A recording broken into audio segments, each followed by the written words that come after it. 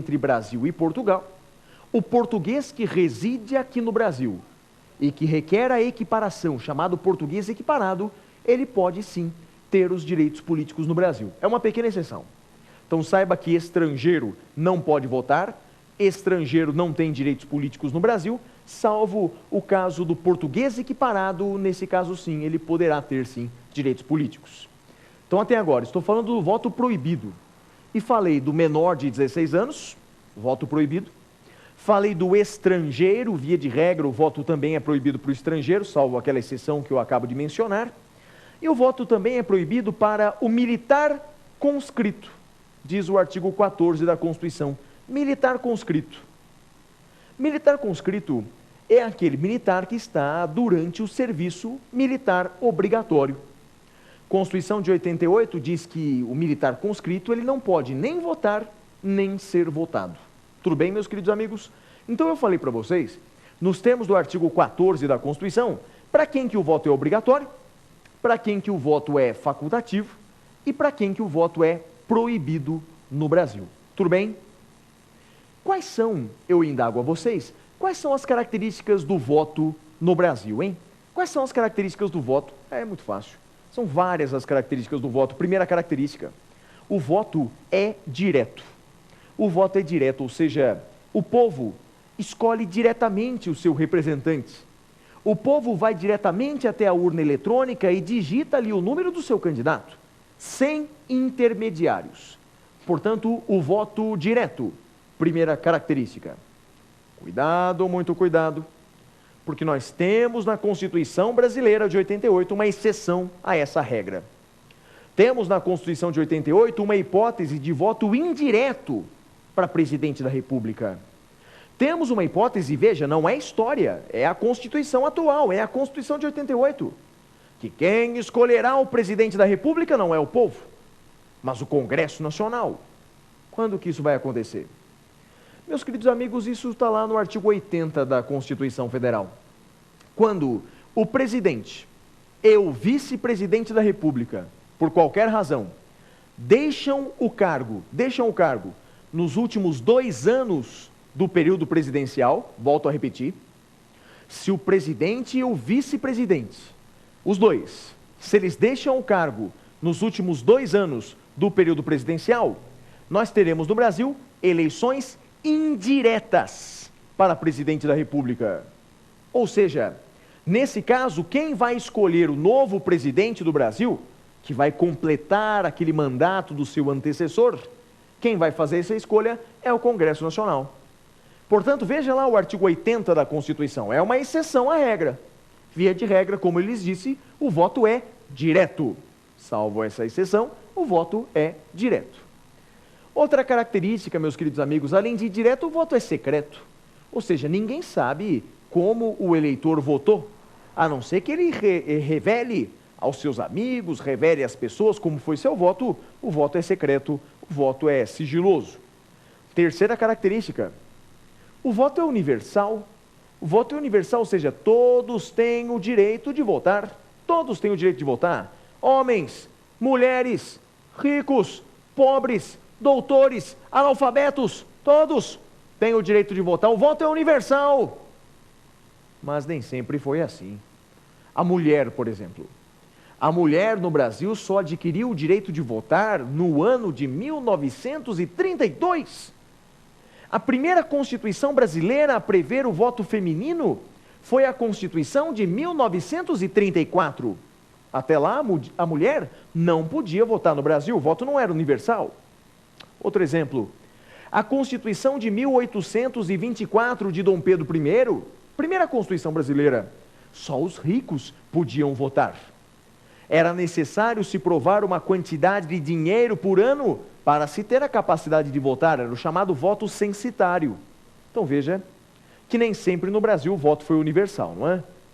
Hoje o voto é universal. Todos têm o direito de votar, então veja, o voto é direto, o voto é secreto, o voto é universal. Outra característica, o voto é periódico. O voto é periódico. Significa que de tempos em tempos o eleitor tem o direito de votar. De tempos em tempos, sabe? Periodicamente, o eleitor tem o direito de votar. Dessa maneira, a Constituição brasileira não pode transformar aí o mandato do presidente, por exemplo, num mandato vitalício, tendo em vista que o voto periódico está na Constituição, uma característica importante. E olha uma observação importante que eu vou lhes dizer, hein? Todas essas 4 características que eu acabo de falar, voto direto, secreto, universal e periódico, essas 4 características são cláusulas pétreas. Ou seja, essas características do voto não podem ser retiradas da Constituição Federal. Essas características são imutáveis e dali não podem ser sufragadas, não podem ser suprimidas. Tudo bem? Outras características importantes do voto, mas essas não são cláusulas pétreas. O voto, meus amigos, ele também é personalíssimo.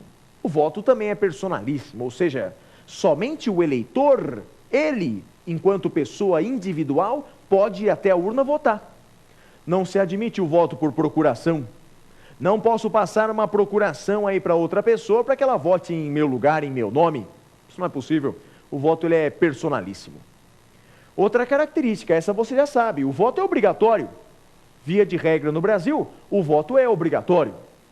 E essa característica, minha gente, não é cláusula pétrea.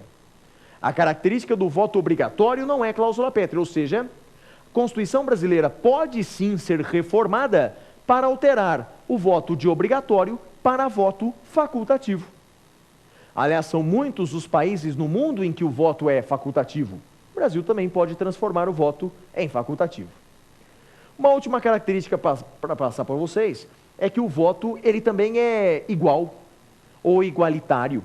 Essa é a ideia do voto, uma ideia bonita do voto, ou seja, um homem, um voto. One man, one vote, como diriam os americanos.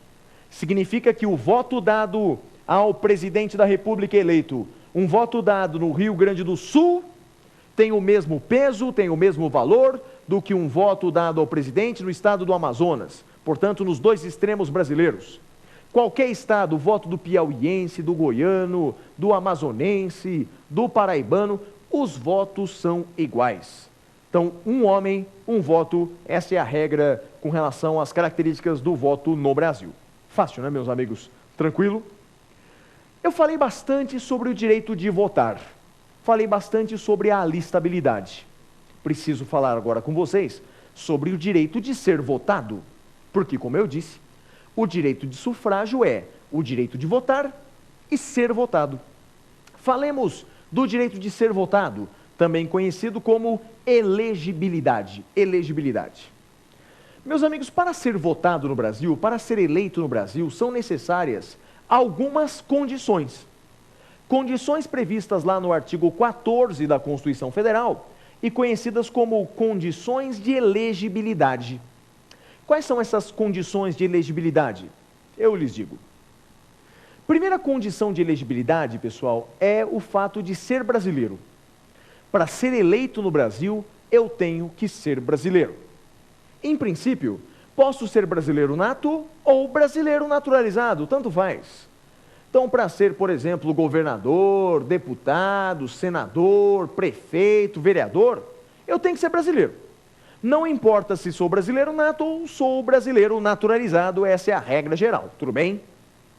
Cuidado, muito cuidado, porque existem alguns cargos que são privativos de brasileiros natos. Tem alguns cargos que são privativos de brasileiros natos. O exemplo principal, claro, é o presidente da República. Então, para ser presidente da República, não tem escolha. Tem que ser brasileiro nato, não pode ser brasileiro naturalizado. O mesmo vale para o vice-presidente. Tudo bem? Tirando esse caso, normalmente, brasileiro nato ou naturalizado pode ser eleito para qualquer cargo público. E lembre-se também de uma outra exceçãozinha, que é o caso do português equiparado. Português equiparado, mesmo continuando com a sua nacionalidade portuguesa, exercerá todos os direitos de um brasileiro naturalizado e, portanto, pode inclusive ser eleito no Brasil. Então, é uma exceçãozinha à regra, não é? Então, o português equiparado também pode se candidatar e pode ser eleito no Brasil, na maioria dos casos. Então, primeira condição de elegibilidade, a nacionalidade brasileira, né? Mas não é a única não, há muitas outras. Segunda condição de elegibilidade importante é o alistamento eleitoral. Alistamento eleitoral, que é um processo administrativo, um procedimento administrativo que tramita lá na Justiça Eleitoral. Você, se tem mais de 16, 17, 18 anos, certamente já passou pelo alistamento